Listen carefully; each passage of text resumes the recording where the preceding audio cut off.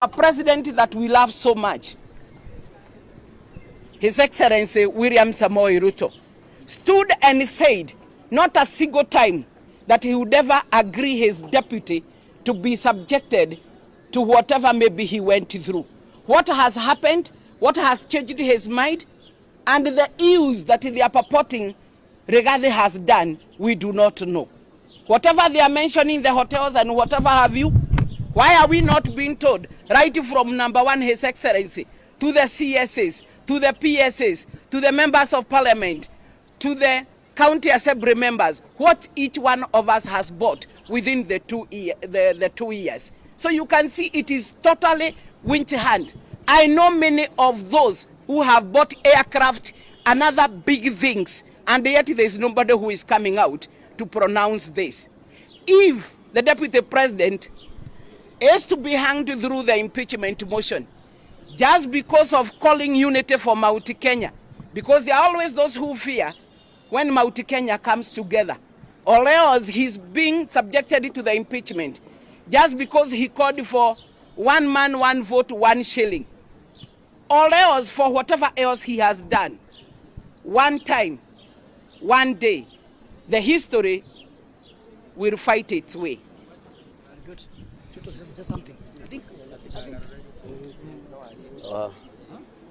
So thank you. I really do not want to add much, but just to ask His Excellency, the President of the Republic of Kenya, His Excellency William Samoei Ruto, that we know that he had and he still has the ability to stop this motion.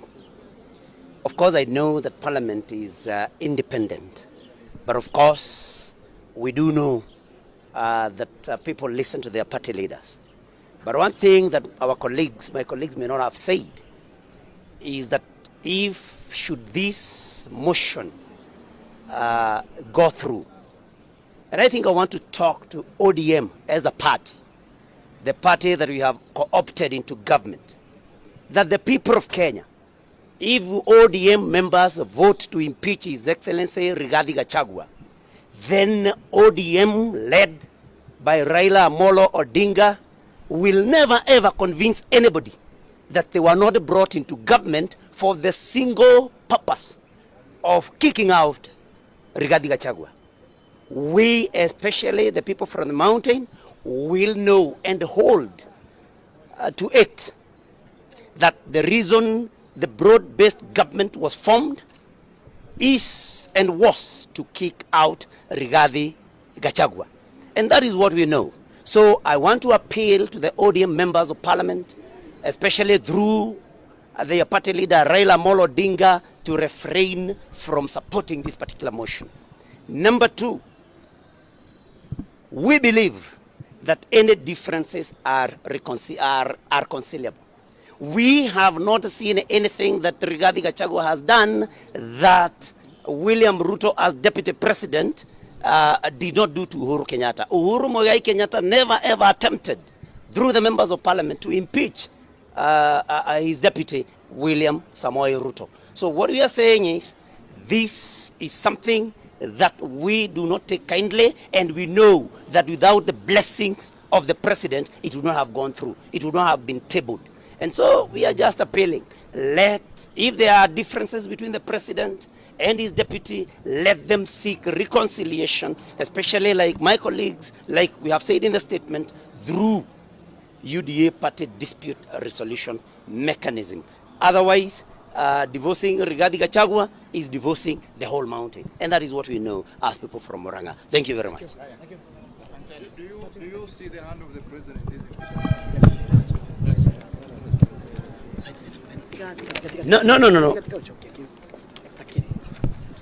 That's enough. That's enough.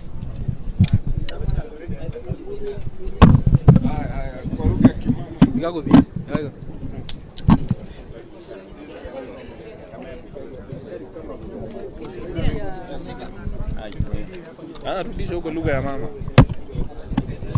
Patia mwenye lugha ya mama ashike. Ndio ule. Wapi bata. Ndio kwa nyeta microphone kama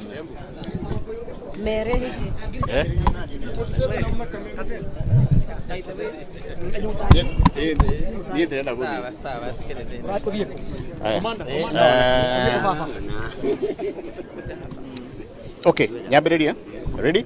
Ngwĩciria toguo twathomerwo statement ĩno itũ na rũthiomi rwa Gĩthũngũ.